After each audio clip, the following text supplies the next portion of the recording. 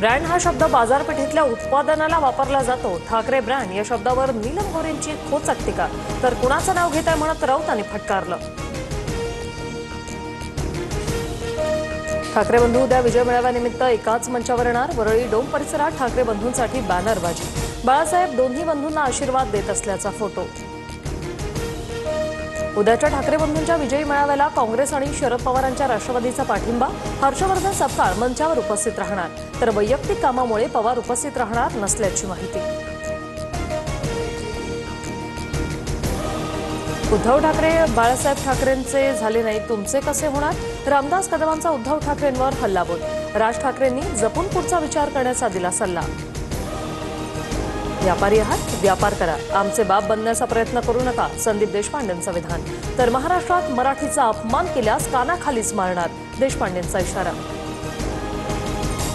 हिंमत असल्यास गोल टोपीवाल्याला कानाखाली मारा, नितेश राणेंचं मनसेला आव्हान। तर रजा अकादमी विरोधात मोर्चा काढलेला तेव्हा भाजप गप्प होतं, देशपांडेंचा पलटवार। हिंदी सोडून पहिली दुसरीसाठी आजपासून सुधारित वेळापत्रक। राज्य शैक्षणिक संशोधन प्रशिक्षण परिषदेकडून आदेश जारी।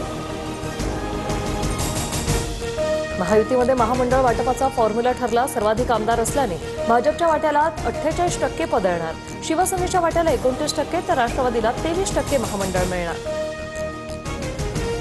फेक नरेटिव्ह आधीच सरकारच्या बाजूने नरेटिव्ह करा। भाजप आमदारांच्या बैठकीत फडणवीसांचा कानमंत्र, सूत्रांची माहिती। टेंडरच्या मागे न लागण्याचाही सल्ला।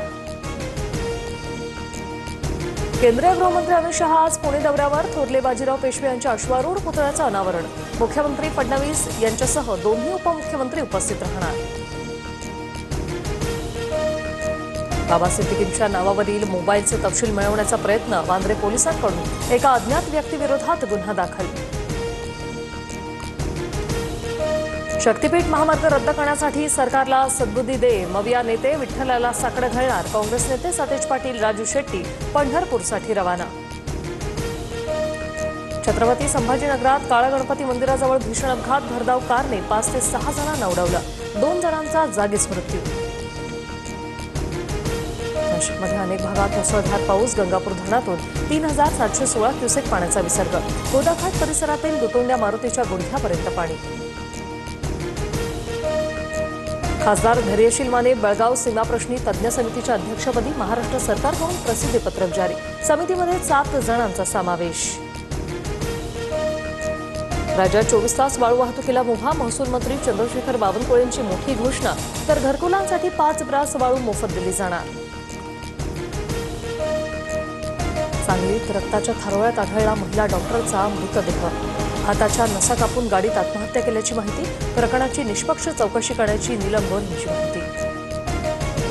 पुण्यातील कोंढव्यात तोंडावर स्प्रे मारून तरुणीवर अत्याचार। आरोपी अद्यापही मोकाट। पोलिसांच्या 10 पथकांकडून आरोपीचा शोध सुरू।